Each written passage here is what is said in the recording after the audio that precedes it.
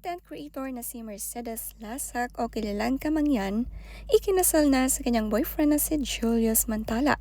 Isang napakabonggang church wedding nga at napuno talaga ang simbahan ng kanilang mga invited guest.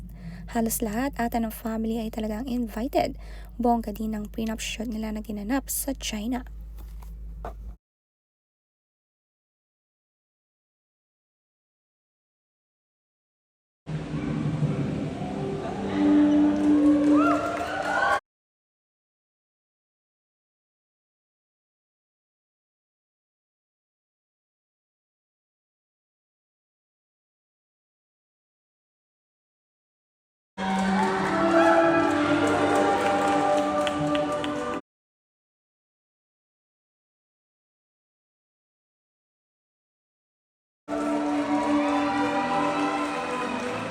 "26 years old nga lang itong si Kamangyan at 2024 nga lang inannounce ang kanilang engagement at finally ngayong April ay ang kanilang napiling wedding date.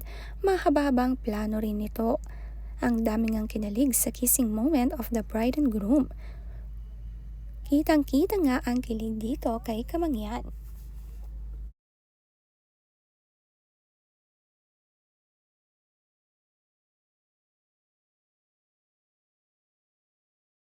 Napaka-pretty nga na bride nitong tila siya ni Pia Wurtzbach. Napakaganda ng kanyang wedding gown at talagang unang tingin si Pia ang makikita. Ito talagang unang napansin ng netizens.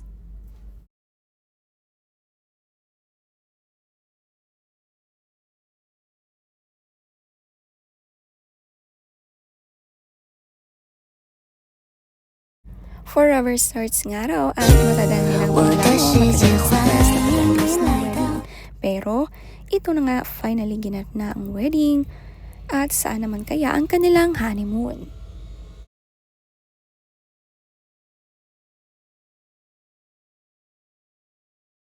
Napaluha nga itong si Julius sa pagpasok ng kanyang bride at ganon din si Kamangyan. Unang-unang napansin ng netizens, sana raw dito na maputol ang sumpang umiiyak ang groom at naghihiwalay din. Iba talagang feeling ng maikasal at matupad ang dream wedding.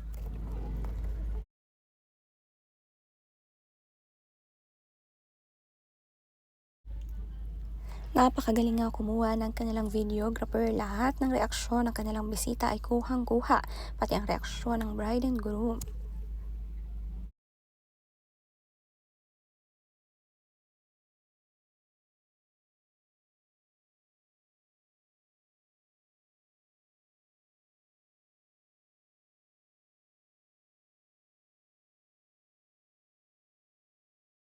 Isa sa mga ninong-ninang nila sina Tony Gonzaga at Paul Soriano.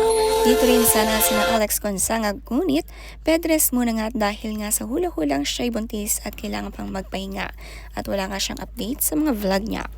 Nandito rin sina Charisse at kanyang asawa, kinuhang ninong at ninang din. Sila nga ang may-ari ng nice print photo at sila rin ang kinuhang photographer.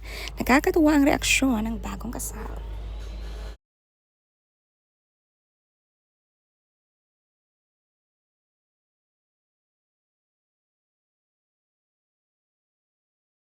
Komento ng netizens, ganito pala mararamdaman kapag ikakasal ka.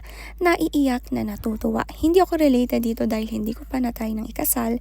Single pa ako, soon mararanasan ko din to kung dumating na yung tamang tao sa buhay ko. Napakasalan ako.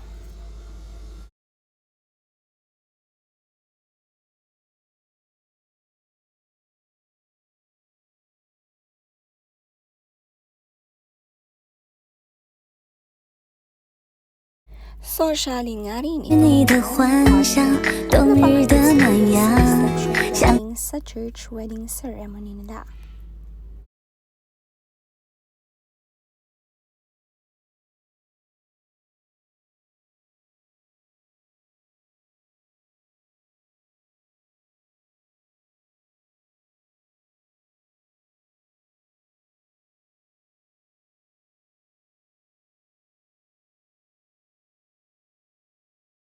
Ang ganda nga ng wedding venue na napili nila Kamangyan at Julius.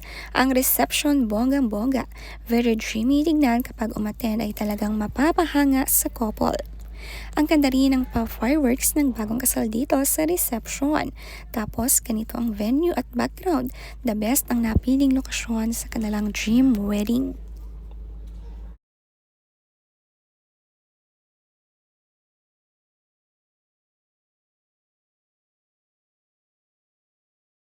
Nakakatuwa nga raw at kakaiba ang couple na ito dahil sa halip na silang bigyan ng regalo ay sila pang may regalo sa mga bisita. Nakasulat pa nga dito. I just want to say thank you for opening my eyes to a side of life I never thought I'd experience. You have been such a huge blessing in my life, and I'm so grateful for the perspective and the joy you have shared with me. My wish for you is for even more abundance so you can keep being a light to others, and please let's make that travel plan happen soon. I can't wait for our next adventure.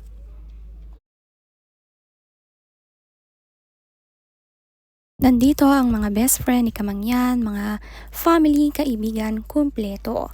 Kaya naman punong-puno ang simbahan pati ang wedding reception.